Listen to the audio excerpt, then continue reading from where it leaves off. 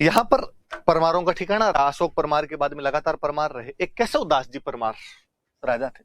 हम बीच बीच में पढ़ रहे थे कि मराठों ने खूब सारे अटैक किए। हम तो जानते हैं कि मराठे राजस्थान में सबसे पहले कहीं से चौथ भी लेके गए थे, तो बाकायदा मेवाड़ से लेके गए थे। संग्राम सिंह सेकंड के टाइम में मराठों ने मालवा वाला जो इलाका था उधर कब्जा करना शुरू कर दिया था और उस इलाके से चौथ वगैरह लेनी शुरू कर दी थी। कालांतर में मेवाड़ पर उनके खूब सारे अटैक हुए। सामंतों में आपस में बनती नहीं थी, कभी सामंत बुला लेते, कभी राजा बुला लेता। तो इस चक्कर में एक बार मराठों ने कहते हैं कि बिजोलिया को घेर लिया था। केशव दास जी यहाँ के सामंत हुआ करते थे और केशव दास जी ने अपनी जनता के सहयोग से मराठों को वहां से भगा दिया था कि नहीं देंगे तुम्हें तो टैक्स, और भागो यहां से। जनता कौन? तो बिजोलिया के क्षेत्र में ज्यादातर धाकड़ जाति के किसान रहते हैं। जब नाम धाकड़ जाति का, तो धाकड़ रही होगी अपने आप में। तो केशव दास जी ने उन धाकड़ों की सहायता से बिजोलिया को मुक्त करवाया था। इससे सामंत के और किसानों के संबंध आपस में बहुत मधुरतापूर्ण थे, आपस में बहुत अच्छे संबंध हुआ करते थे। यह स्थिति गोविंद दास तक रही। केशव दास के समय जब मराठों ने आक्रमण कर दिया था, तब धाकड़ों के सहयोग से या धाकड़ किसानों के सहयोग से केशव दास ने बिजोलिया को मुक्त करवाया था। और ये जो कंडीशन है, ये गोविंद दास के टाइम तक तो चलती रही, आपस में बहुत अच्छे संबंध बने रहे। 1894 में गोविंद दास का निधन हो जाता है। और जब 1894 में गोविंद दास का निधन होता है, यहां पर एक नए सामंत बनते हैं, कृष्ण सिंह। यहां से मामला थोड़ा गड़बड़ होने लगता है। तो बिजोलिया किसान आंदोलन की शुरुआत जो है वो किसके टाइम में हुई? तो ये याद रहे, किसान आंदोलन की जो शुरुआत है वो कृष्ण सिंह के टाइम में हुई। कोई पूछे कि मेवाड़ महाराणा कौन था? तो फतेह सिंह। कोई पूछे बिजोलिया का सामंत कौन था जिसके टाइम में ये बात हुई? तो कृष्ण सिंह। तो दोनों बातें याद रखना भाई कि बिजोलिया का सामंत तो कृष्ण सिंह था और जो मेवाड़ महाराणा हुआ करते थे उस टाइम वो फतेह सिंह जी मेवाड़ महाराणा हुआ करते थे। उनके टाइम में शुरुआत हुई। और किसान कौन थे जिन्होंने आंदोलन किया? तो धाकड़ किसान थे जिन्होंने आंदोलन किया था। अब अपने पढ़ते हैं। अब भाई बिजोलिया में किसान आंदोलन क्यों हुआ? हम पढ़ते हैं बिजोलिया किसान आंदोलन के कारण। क्या कारण रहे थे जिनकी वजह से बिजोलिया में किसान आंदोलन हुआ? किसानों से कौन सा टैक्स लिया जाएगा? तो लैंड रेवेन्यू, भू राजस्व लिया जाता था। सुनना, एक थोड़ी सी बात मेरी काम आएगी आगे आपके। पहले भू राजस्व तो बहुत पहले से लिया जाता था। एक दिन हमने पहले ही बात की थी कि आंदोलन अंग्रेजों के आने के बाद ही क्यों हुए, उससे पहले क्यों नहीं हुआ करते थे। पहले किसान और सामंत का दो, किसान या राजा का दो, उनके संबंध अच्छे थे क्योंकि राजा कहीं ना कहीं किसानों पे डिपेंड करता था। भाई टैक्स वो देंगे, इनकम का सोर्स ही बड़ा सोर्स एग्रीकल्चर हुआ करता था। और यदि आपका जो इनकम का मुख्य स्रोत है उसको यदि आपने परेशान किया तो वो आपका सहयोग नहीं करेगा। अब आप पूछ सकते हो कि सर राजा को सहयोग की कहां आवश्यकता पड़ी? तो राजा को किसानों के सहयोग की आवश्यकता होती थी युद्ध के टाइम। जब आप युद्ध के अंदर लगे हुए हैं, सैनिकों के खाने के लिए तो अनाज चाहिए, और जब आप युद्ध के अंदर लगे हुए हैं तब आपके किसान एकदम शांति से रहने चाहिए, वरना कहीं आपके आंतरिक इलाकों में विद्रोह कर दिए, किसानों ने विद्रोह कर दिए, तो क्या आप युद्ध पर पूरा ध्यान दे पाएंगे? नहीं। तो हमेशा राजा किसानों से बहुत अच्छा बना के रखा करता था। और मैं हमेशा कहता ही हूं कि मेवाड़ यदि इतना लंबा संघर्ष कर पाया था तो इस संघर्ष के पीछे वहां की जनता का बहुत बड़ा हाथ है। सांगा, उदय सिंह, प्रताप, अमर सिंह, राज सिंह यकीनन बहुत अच्छे उत्तराधिकारी मेवाड़ को मिलते चले गए। वो बहुत अच्छे राजा थे, नेतृत्वकारी थे। पर यदि आपके पीछे की फौज अच्छी नहीं होगी तो नेतृत्वकारी भी क्या करेगा? और मेवाड़ में तो फौज नहीं, जन जन को लड़ना पड़ गया था। इवन कहते हैं कि मुगलों के जब बड़े धावे हुआ करते थे तो राणा जी जो थे ऑर्डर देते कि सारे किसान अपने घर बार छोड़ के पहाड़ों में चलो और कोई इस बार खेती नहीं करेगा।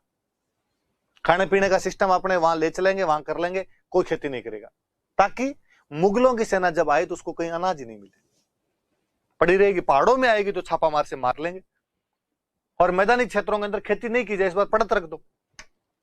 दिल्ली से कितने दिन रसद मंगा के देखेंगे। और यदि मुगल मेवाड़ के अंदर आके फेल हो गए थे तो उसका एक बहुत बड़ा रीजन है कि पहाड़ी क्षेत्रों के बारे में बेचारे वो जानते नहीं थे। मैदानी क्षेत्रों के अंदर उन्हें जनता से किसी प्रकार का सहयोग नहीं मिलता था। जनता पूरी राणा जी के समर्थन में जाके खड़ी हो जाया करती थी। फिर वो जो अक्सर हम जोक सुनाते रहते हैं वो कि मुगल सैनिक जब वापस जाते हैं, मुगल बादशाह पूछते कि क्या हुआ, प्रताप को पकड़ पाए? अकबर पूछता, उनका नहीं। अकबर ने वापस कहा कि मुगल होकर नहीं पकड़ पाए। उसका सर मुगल है, गूगल थोड़ी है कि हर कहीं जाके पता लगा ले। तो नहीं पता चल रहा है साहब, अंदर बैठा है मैदानों में। तो जनता इतना तक साथ दिया करती थी कि भाई राजा ने कहा पड़त रखो। पड़त मतलब इस बार खेती नहीं करेंगे, तो खेती नहीं किया करती थी। राजा जो टैक्स लिया करता था वो क्या है, टैक्स क्या है? तो कहते हैं एग्रीकल्चर से जो इनकम होगी, इस इनकम पर आपको टैक्स देना पड़ेगा। मान लीजिए मेरे 90 क्विंटल बाजरा हुआ, राजा कहता 1/3 मेरे को दे दो, तो मतलब 30 क्विंटल राजा लेके चला जाएगा। आप पूछ सकते हैं राजा क्यों लेके चला जाएगा? तो राजा कहता मैं आपकी सुरक्षा करूंगा, मैं आपकी शासन व्यवस्था संभालूंगा, इसके बदले में आप मुझे टैक्स दे दो। और जनता राजी राजी दे दिया करती थी। अंग्रेजों के आने के बाद कहा गया कि ये जो टैक्स है ये एग्रीकल्चर की इनकम पर टैक्स नहीं है, तो सारी जमीन राजा की है, राजा ने आगे किसानों को बोने के लिए दिए, इसलिए किसान जमीन का किराया दे। किसान जमीन का मालिक नहीं है, किसान जमीन का किराएदार है और उसको ये किराया देना पड़ेगा। यहां स्थिति गड़बड़ होती है। जब आप इनकम पे लेते हो ना टैक्स, तो जब इनकम कम तो टैक्स भी कम हो जाया करते। जब आप ऐसे लेते हो ना किराए के रूप में, तो फिर वो फिक्स होने के चांसेस ज्यादा रहते हैं। हालांकि आपने यहां पर इतना ज्यादा फिक्स तो नहीं हो पाया था, फिर भी इनकम पे ले लिया करते थे आपने। पर फिर भी एक दिक्कत आई थी कि पहले जहां इनकम पे वो टैक्स था, अब कहा गया कि भूमि का किराया देना पड़ेगा आपको। किराए के रूप में ये भूमि आपको दी जाती है।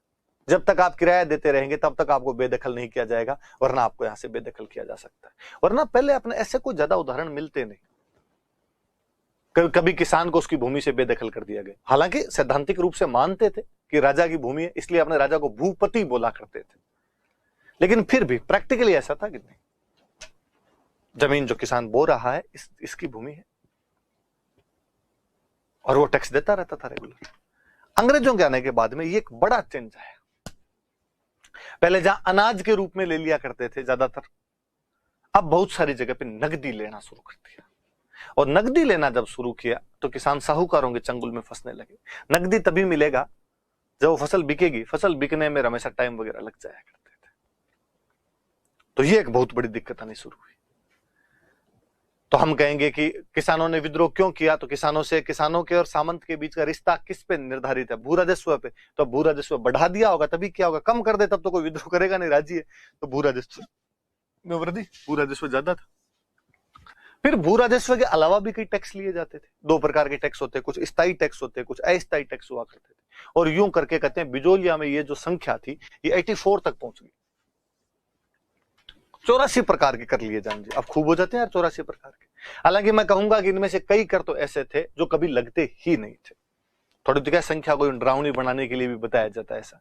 जैसे एक टैक्स हुआ करता था खिचड़ी। यदि कभी सामंत आपके गांव में आएगा तो सब गांव वाले मिलकर चंदा इकट्ठा करके सामंत के लिए खाने की व्यवस्था करेंगे। अब यार सामंत को डेली डेली तो आके बैठा हुआ नहीं है कि लो खिचड़ी लियो मेरे लिए। कोई साल 6 महीने में 5-7 साल में एक बार 2 बार कोई आया करता था, और उसमें कोई किसानों को विरोध भी मुझे लगता नहीं कि रहा होगा। आज भी तो गांव के अंदर जब कोई बड़ा अधिकारी आ जाता है तो गांव वाले बाकायदा खिलाते ही।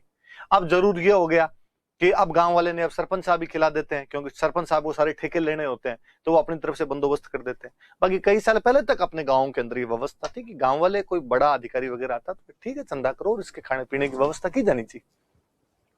पर हम कहेंगे अपने को यहाँ याद रखना कि कितने प्रकार के कर लिए जाते थे, कि 84 प्रकार के कर लिए जाते थे। भू राजस्व भी कम नहीं था, भू राजस्व भी ज्यादा था। 1/2 के आसपास तक लेने लग गए थे, जबकि किसान कहते थे कि हमसे 2/5 लिया जाना चाहिए, और जबकि वो 1/2 ले रहे थे, आधा ले रहे थे लगभग। ये 40% की डिमांड करते रहते थे।